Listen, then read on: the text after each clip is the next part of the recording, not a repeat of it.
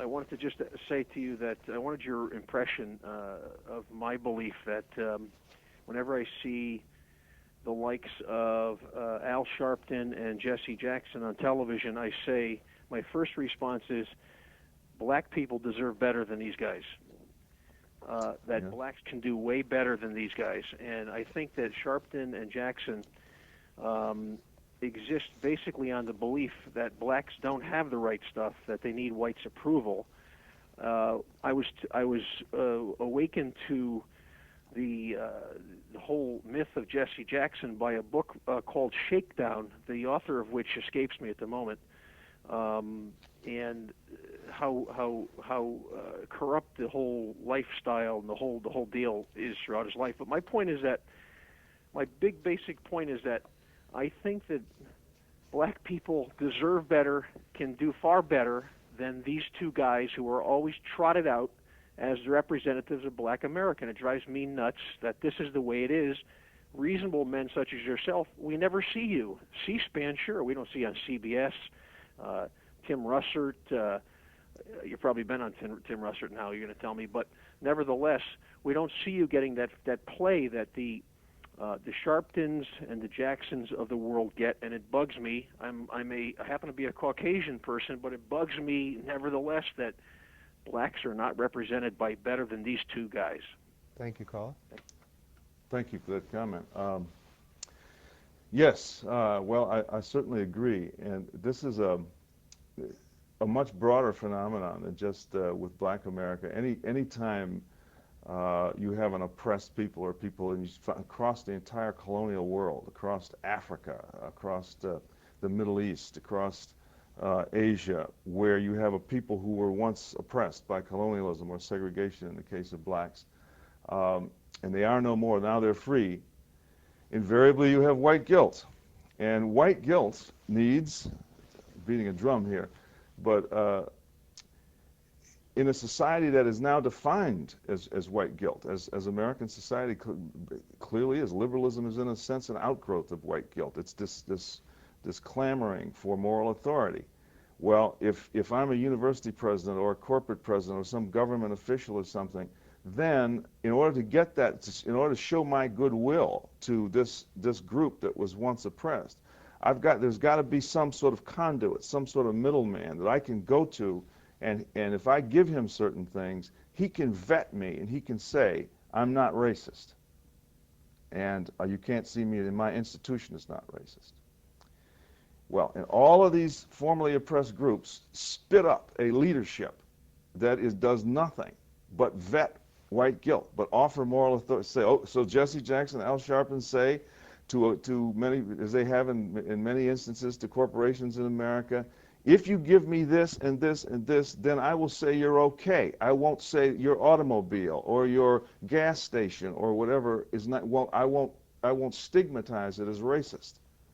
And of course, corporate America lives in terror that their products are going to be stigmatized as racist, and so they give out hundreds of millions of dollars. Texaco. Texaco, is the Toyota is another one. Coca-Cola. But you talk about Texaco in Content of Our Yes. Character, I believe. What is that situation? Well, that situation was where a white business executive had been overheard in a phone conversation referring to blacks as jelly beans. Well, actually, this was a term used in a diversity training workshop. But the person who overheard him saying that took it as a racist remark. And before it was all over with, Texaco paid, I believe, $750 million. Well, when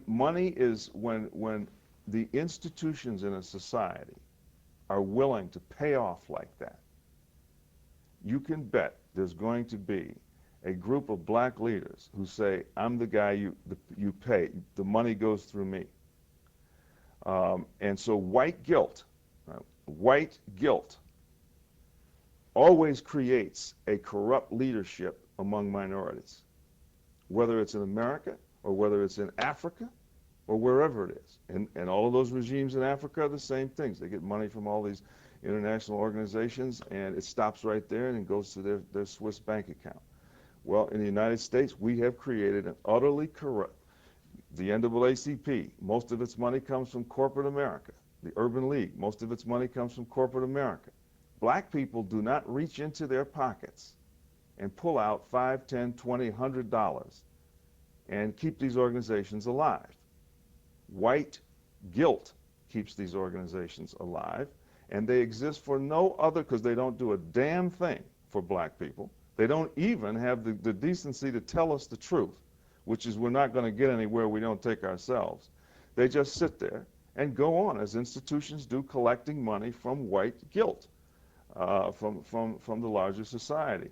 So that's the kind of leadership he's talking about. But when the stakes are that high and you can make that kind of money, there's a long line of blacks who want to be those leaders because it is profitable. Those to me are the quintessential Uncle Toms. I would support Jesse Jackson tomorrow morning if he would turn around, look his own people in the eye, and say, here's how you have to help yourself. If you don't help yourself, you're never going to make it. And regardless of what white people do, he can still shake them down if he wants. But regardless of what they do, if you don't take responsibility, you're not going to ever get ahead. If he did that, he would be a legitimate leader of his people.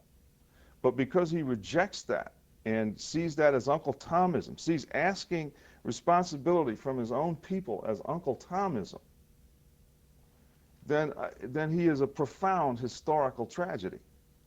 And our leadership is a tragic leadership that has betrayed us.